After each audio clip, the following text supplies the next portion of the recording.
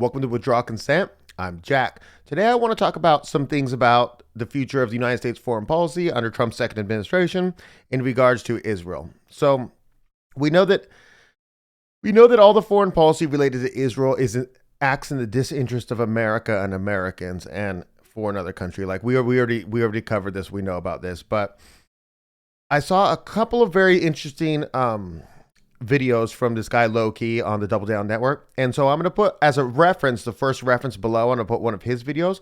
And I pulled some clips from his video, which I want to show you. Now they're going to have the QR code on the screen because you're not supposed to steal his stuff. I'm totally not stealing his stuff. You can go to that QR code and watch the entire video, or you can go to the reference below where I link his YouTube video. So whatever, it's going to be a little annoying that those are on the screen, but I don't have time to go find all these individual clips by themselves. I'm not going to show you all the clips he had on there. I'm just going to show you some important ones, but I'm going to come to kind of a little bit different conclusion than he's going to come to. So basically, I want to show you this first little clip, and this is ridiculous. This is former Governor Mike Huckabee, just complete Zionist, insane person, just saying some insane things about Israel, just so you can see the Zionist mindset. There is no such thing as a West Bank. It's Judea and Samaria. There's no such thing as a settlement. They're communities, they're neighborhoods, they're cities. There's no such thing as an occupation. Okay, so everything he says is ridiculous, that there's no occupation. The entire world recognizes that there's an occupation. It's insane. The settlements in the West Bank are all illegal. The United Nations has done things against it all the time. The entire world except for the United States and Israel agrees that this is going on, And so basically, when we're looking at what's going to happen in Trump's administration, we're going to look in two different directions, okay? We're going to look in what they're saying, and then the worst thing, what they're alluding to, right? So the next clip's going to be from Bezalel Smotrich. They just make these names up because his name's probably like Finkelstein or Silverstein, but they changed their names like even Netanyahu did. And he's a finance minister right now in Israel. And here's how he's saying about how 2025 is going to be a great year because of literally President Trump, and see what they're going to get out of it. Here we go. אני מתכוון בעזרת השם להוביל בהמשך החלטת ממשלה שקובעת שממשלת ישראל תפעל מול הנשיא החדש מול הממשל החדש, של הנשיא טראמפ, מול הקהילה הבינלאומית, להחלת הריבונות הישראלית ביהודה ושומרון, והכרה אמריקאית ובינלאומית. So you can see that they want the West Bank annexed and full control in Israel. So Trump gave them Jerusalem as the capital, and Jerusalem always, since 1948, was always independently controlled. So it was independently controlled, and now it's occupied. Then when Trump gave it to them, now they basically have Jerusalem, which is in the West Bank, but they don't have the West Bank. They have parts of it. And then they have these settlers who go in there illegally, and they've been reprimanded for this multiple times by different international groups. And all these illegal settlements they have in there. And so this is the area that they're claiming is Judea and Samaria, and that they're going to annex it, right? So here's Pete Hegseth, who's Trump's nominee for Department of Defense, just going full tilt for another country. 1948 was a miracle. 1967 was a miracle. 2017, the declaration of Jerusalem as the capital was a miracle. And there's no reason why the miracle of the reestablishment of the temple on the Temple Mount is not possible. Okay, so in a former video, we had talked about Israel's aim to annex, the next annexation was going to be the Jordan Valley from Jordan in the east, right?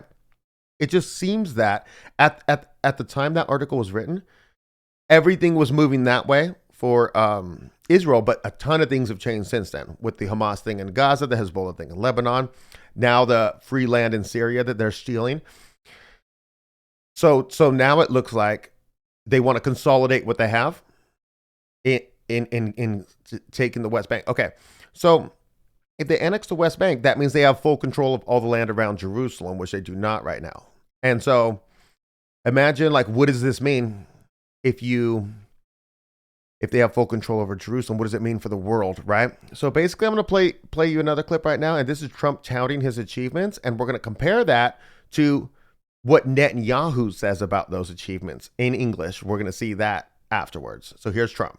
I gave them Golan Heights. I gave them the Abraham Accords. I recognized the capital of Israel and opened the embassy in Jerusalem. And most importantly of all, I terminated the Iran nuclear deal. I was there 4 years, gave them billions and billions of dollars. I was the best friend Israel ever had. Okay, so we've seen a lot of clips like that with Trump just declaring his absolute loyalty to Israel first.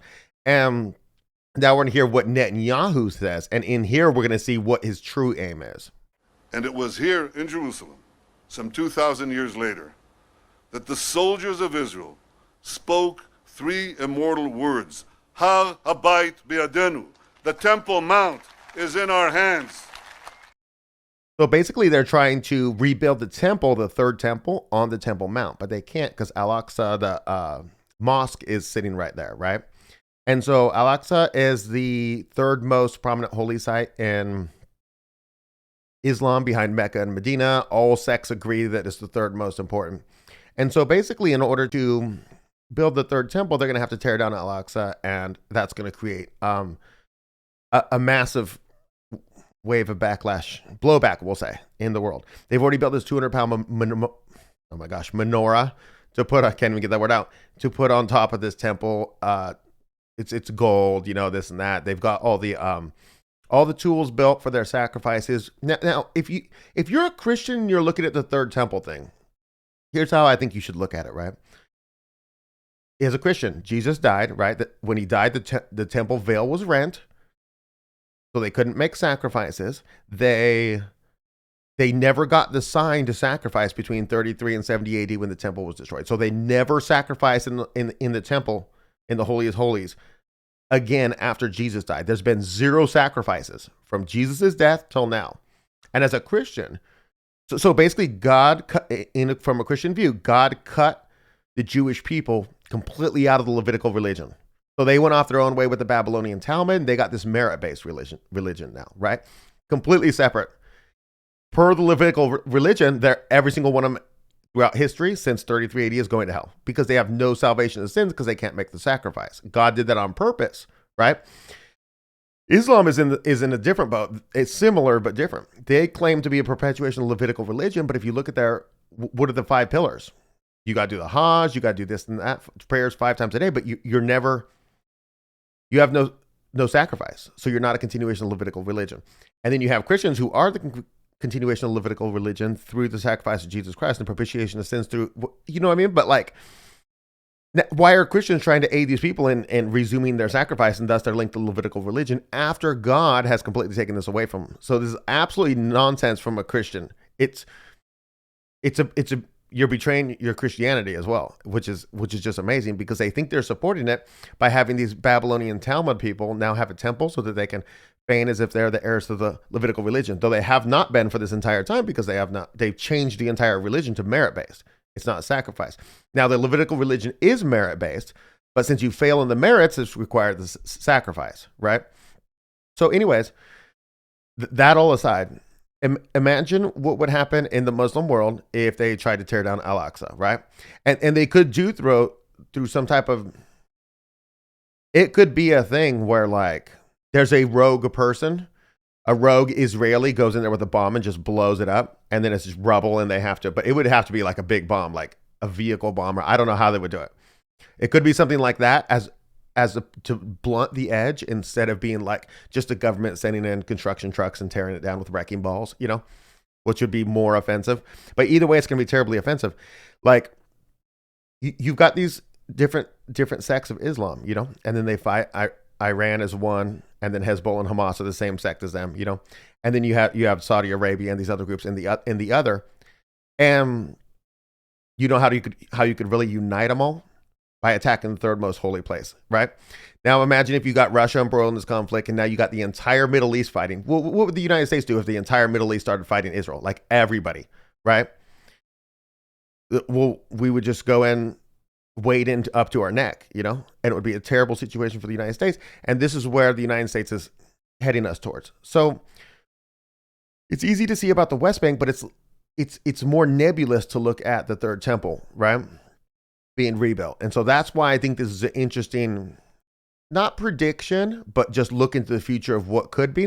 Because you got to think, Trump's already giving them so many things. We're the only country in the world that recognizes the Golan Heights, The Abraham Accords completely betrayed America. We got an episode on that. I've plugged it a million times. You should have seen it by now. But Basically, like he's got to give them more. I feel like, and there's not a ton of stuff left unless we're just going to help them invade Jordan or something silly like that, which we're not going to do because Jordan helps us with the air bases and all that to protect from Iran and all that. Anyways, I think this was just interesting to look at. That's what I got for you. I filmed an episode with Garen, which will be 1 week from today, so next Thursday. And then for the following 3 Thursdays in a row, we're going to do one episode with him. And it's going to be about these post-diaspora Israeli kingdoms or empires that were built. They were not Israeli. It was these people who had fled the diaspora, these Jews. And it was them setting up kingdoms in other places. The first one's interesting. The second one I think is going to be even better. I'm really excited about that one. Anyways, that's what I got for you. Hope you guys have a great weekend. See you next week.